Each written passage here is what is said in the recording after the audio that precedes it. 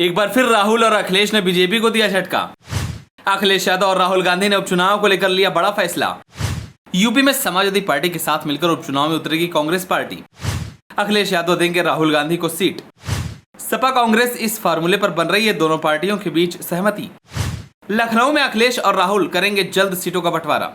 चलिए आपको बताते हैं अखिलेश यादव कांग्रेस को उपचुनाव में कितनी सीटें देंगे। लोकसभा चुनाव खत्म होने के बाद से ही यूपी में उपचुनाव को लेकर तैयारियां शुरू हो गई है। इस उपचुनाव में बीजेपी और इंडिया गठबंधन के बीच लड़ाई बेहद रोचक होने वाली है। यही नहीं, जहां बीजेपी 10 में से 10 सीटें जीतने के लिए दावा कर रही है, वहीं इंडिया गठबंधन के लिए राह आसान नहीं हो सकती है। इस पर सभी की नजरें टिकी हुई है। लोकसभा में सफलता के बाद इंडिया गठबंधन का लिटमस टेस्ट होना है। कांग्रेस ने अभी से सपा पर ज्यादा सीटें देने का दबाव बनाना शुरू कर दिया है, जबकि लोकसभा में बड़े झटके के बाद अब उपचुनाव पर योगी सरकार का सब कुछ दारोमदार टिका हुआ है। सफलता मिली तो तमाम अटकलों पर रोक लगेगी, लेकिन असफलता पर और विरोध के सुर उठेंगे। सूत्रों के मुताबिक कांग्रेस सपा से 4 सीटें चाहती है। इसमें मझवा, फूलपुर, मीरापुर और कुंदर की सीट शामिल है। हालांकि कांग्रेस को सपा इतनी सीटें देने के लिए तैयार नहीं है। कहा जा रहा है कि इंडिया गठबंधन में खासतौर पर अपनी सीटों पर सपा के लिए राह आसान नहीं दिखाई दे रही है। मैनपुरी के करहल सीट पर उपचुनाव होगा। यहाँ समाजवादी पार्टी बेहद मजबूत स्थिति में है। ये सीट अखिलेश यादव के छोड़ने से खाली हुई है। मुरादाबाद की कुंदर की सीट से जियाउर रहमान बर्क विधायक थे, अब वो सांसद है। लेकिन यह मुस्लिम बहुल सीट सपा के कब्जे से छीनना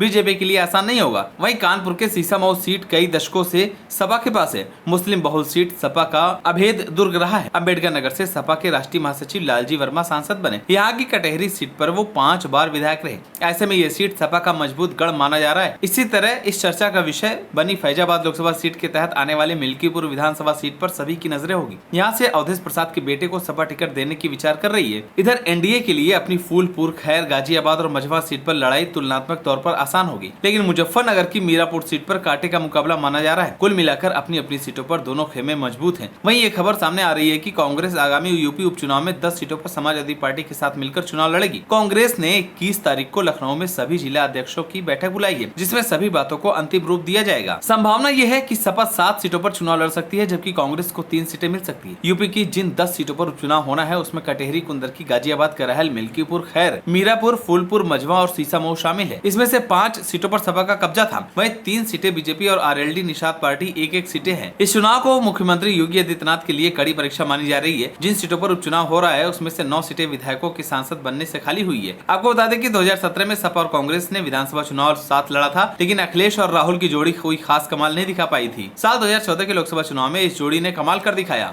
2014 और 2019 के चुनाव में शानदार प्रदर्शन करने वाली बीजेपी इस चुनाव में 33 सीटों पर ही सिमट गई। वहीं सपा को अकेले दम पर 37 सीटों पर जीत मिली थी। इंडिया गठबंधन को चुनाव में कुल 80 में से 43 सीटों पर जीत हासिल हुई है। एनडीए के हिस्से में सिर्फ 36 सीटें ही आई। ऐसे में उपचुनाव में सपा कांग्रेस का गठबंधन बीजेपी की चिंता बढ़ा सकती है और कहीं न कहीं बीजेपी को हार का डर भी सता रहा है, क्योंकि जिस तरह से बीजेपी में अंतर कलह चल रही है, उससे तो ये साफ है कि इस उपचुनाव में समाजवादी पार्टी और कांग्रेस बाजी मार सकती है। फिलहाल अब देखने वाली बात होगी कि क्या अखिलेश यादव चुनाव में 10 में से कांग्रेस को कितनी सीटें देते हैं। आप सभी को क्या लगता है, हमें कमेंट कर जरूर बताएं। अगर आप नए तो हमारे चैनल को सब्सक्राइब करें।